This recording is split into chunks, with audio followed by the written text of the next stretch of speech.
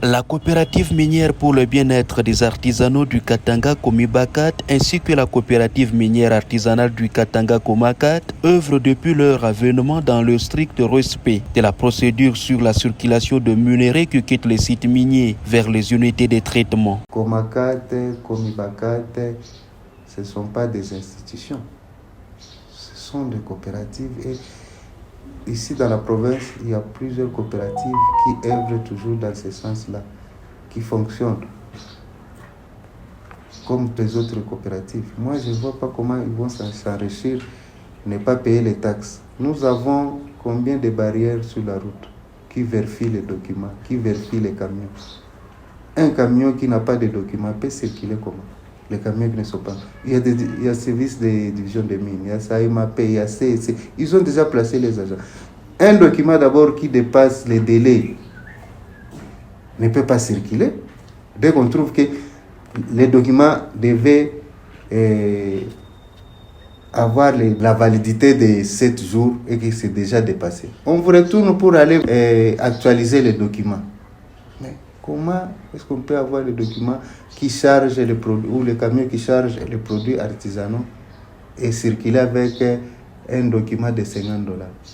Alain Kapoupa Izamba, président de la Komibakat, éclaire la lanterne sur le document à obtenir par cargaison à l'intercite tout comme au transfert. Dès qu'il y a déclaration, on passe par la division des mines, on obtient une note de débit, on va à la DERLU et la DERLU fait une note de perception qui permettra de passer à la banque pour le paiement. Au niveau de l'intercite, c'est $100 par camion.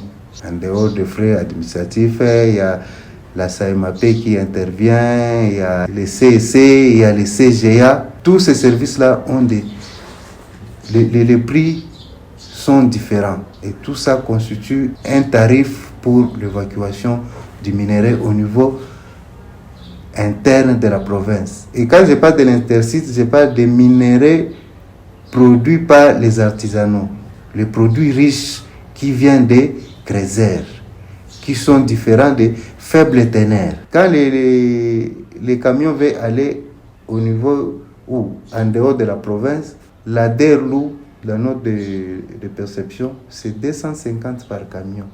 En dehors des autres frais là qui constituent les CC, CGA, SAIMAP, pour arriver à faire au moins une enveloppe de $800.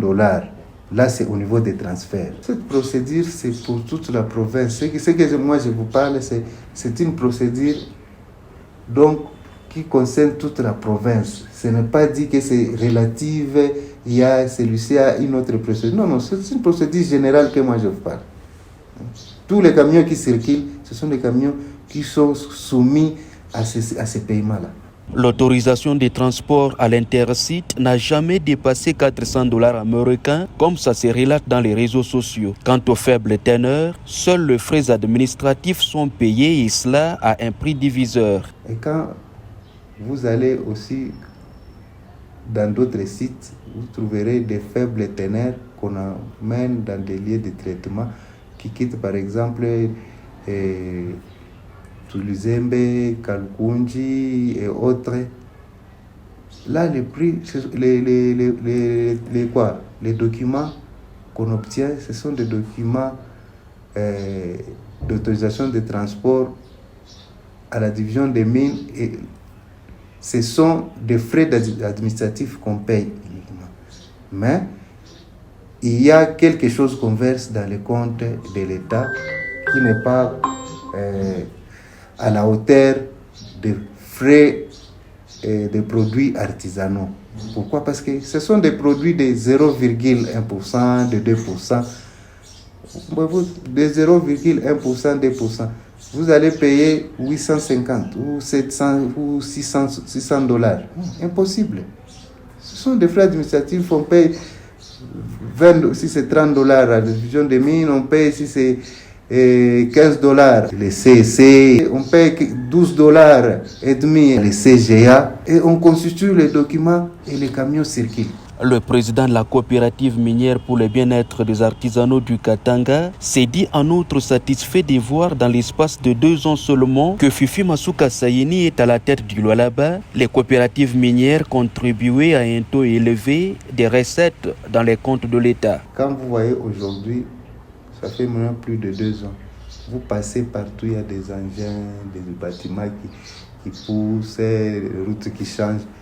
C'est parce qu'il y a la mobilisation des recettes et surtout dans les secteurs artisanaux où si on prend le temps en arrière, 2 ans ou 3 ans en arrière, il n'y avait pas de recettes, il n'y avait rien. Mais pour le moment, vous allez dans ces secteurs-là, il y a les entrées des recettes qui sont visibles dans des comptes et qui font quand même aider que Madame le gouverneur puisse un peu travailler et faire quelque chose pour la population. Pour une bonne traçabilité financière, le paiement de toutes les taxes pour les transferts de minerais au Lualaba s'est fait à la banque, ce qui a augmenté depuis 2 ans les recettes au budget de la province. En orientant les recettes dues aux minerais, la Comibacat, Comacat et autres coopératives minières du Lualaba rejoignent la vision du chef de l'État, Félix Antoine Tshisekedi Tshilombo, qui souhaite voir les Congolais jouir des retombées de leur richesse.